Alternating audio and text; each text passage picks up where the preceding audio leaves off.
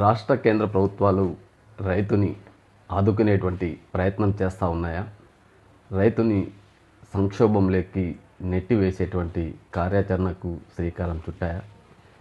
కేవలం రైతును ఆదుకుంటున్నాం, రైతన్నకి ఇచ్చినటువంటి హామీని నిలబెట్టుకున్నాం, రైతు సుఖీభవ పేరుతో అన్నదాత సుఖీభవ పేర్లు మాత్రం అద్భుతం, రైతు జీవితం మాత్రం దినదిన గండంగా తయారవుతాం. ఈరోజు ఉచిత పథకాల కోసం పెన్షన్ ప్రతి నెల 4,000 రూపాయలు నిర్ణయించినటువంటి ఓట్ల పెన్షన్ని రైతుకి ఇచ్చేటువంటి సుఖీభవ పేరుతో సంవత్సరానికి 20,000 రూపాయలు రైతు ఖాతాలోకి జమ చేస్తున్నామని, అది సంవత్సరానికి 3 విడతలుగా రైతు ఖాతాలోకి వేస్తున్నామని చెప్పి కోట్లాది రూపాయలు ప్రకటనలు ఇచ్చి దానిని పెద్ద ఎత్తున రాజకీయాలకు వాడుకుంటున్నటువంటి కూటమి ప్రభుత్వం నిజంగా రైతుల్ని అభివృద్ధి వైపు, సంక్షేమం వైపు మీరు ఇస్తున్నటువంటి సుఖీభవ నిధులు ఉపయోగపడతాయా? దాదాపు రాష్ట్ర వ్యాప్తంగా 48 లక్షలకు పైబడి రైతు కుటుంబాలకు కుటుంబానికి 6,000 చొప్పున జమ చేస్తున్నాము అని చెప్పి ఈరోజు పెద్ద ఎత్తున పత్రికల్లో ఇచ్చినటువంటి ప్రకటనలకు చంద్రబాబు నాయుడు గారు, కేంద్ర ప్రభుత్వం సమాధానం చెప్పాల్సినటువంటి సందర్భం ఆసన్నమైంది. ఎన్ని రోజులు మీరు రైతుల్ని ఇలా మోసం చేస్తారు?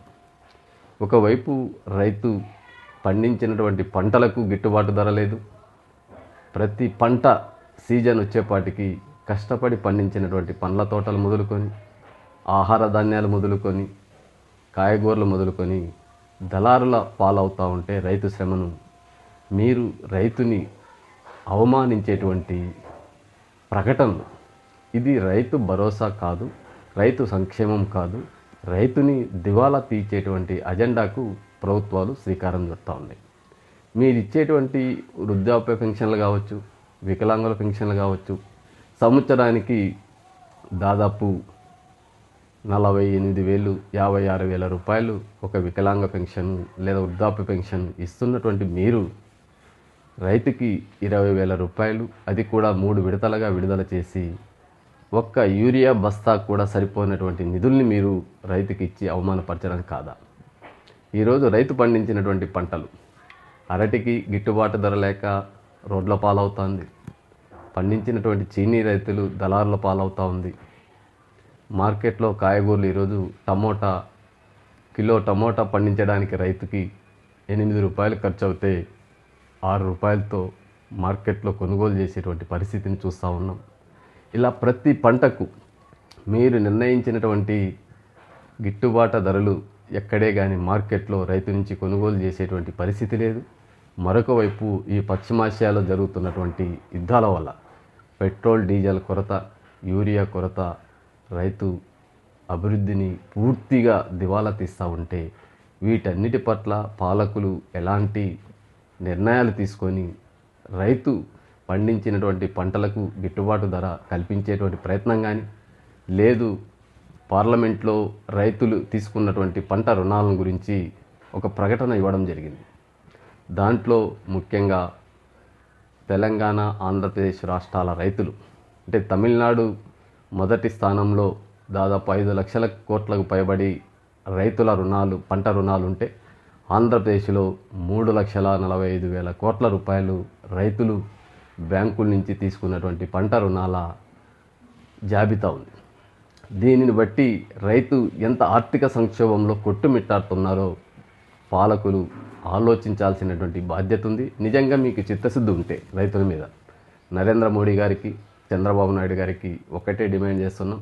ఎందుకంటే ఇప్పటికే నరేంద్ర మోడీ గారు కార్పొరేట్లకు బ్యాంకుల నుంచి రుణాలు తీసుకున్నటువంటి ఎగ్గొట్టినటువంటి ఖాతాదారులకు 24 లక్షల కోట్ల రూపాయలు దేశవ్యాప్తంగా పారిశ్రామిక ఐపీలకు బ్యాంకుల నుంచి తీసుకున్న రుణాలని మాఫీ చేసినటువంటి చరిత్ర ఉంది.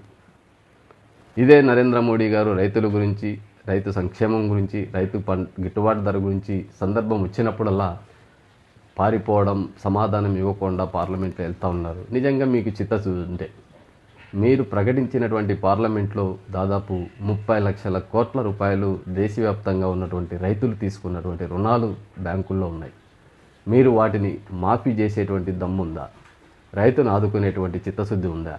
రైతు సంక్షేమం, రైతు భరోసా పేరుతో ఈరోజు జరుగుతున్నటువంటి దోపిడీని, అన్యాయాన్ని అరికట్టేటువంటి దళారుల పాత్రను పూర్తిగా రద్దు చేసేటువంటి దమ్ము చంద్రబాబు నాయుడు గారికి ఆంధ్రప్రదేశ్లో కావచ్చు, నరేంద్ర మోడీ గారికి భారతదేశ వ్యాప్తంగా ఉన్నటువంటి రైతుల పట్ల చిత్తశుద్ధి ఉంటే ఈ నిర్ణయాన్ని అమలు చేయాలని, ఇది కేవలం రైతుల్ని మోసం చేసేటువంటి ప్రకటనలు తప్ప, రైతుని అవమానపరిచేటువంటి ప్రకటనలు తప్ప మీరు ఎలాంటి సుఖీభవ కార్యక్రమాలు మాకొద్దు.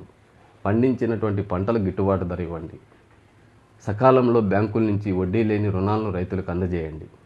మీరు ఏవైతే పారిశ్రమల ఏర్పాటు కోసం వేల కోట్ల రూపాయలు, లక్షల కోట్ల రూపాయలు రాయితీలు, రుణమాఫీలు చేస్తూ ఉన్నారో, రైతును కూడా ఒక పారిశ్రామికవేత్తగా గుర్తించి అదే రాయితీల్ని, అదే రుణమాఫీల్ని ఇక్కడ అమలు చేయమని చెప్పి రైతుల సంక్షేమం కోసం, రైతుల అభివృద్ధి కోసం తపిస్తున్నటువంటి ఒక రైతు బిడ్డగా డాక్టర్ పోతుల నాగరాజు రాష్ట్ర కేంద్ర ప్రభుత్వాన్ని డిమాండ్ చేస్తూ ఉన్నారు.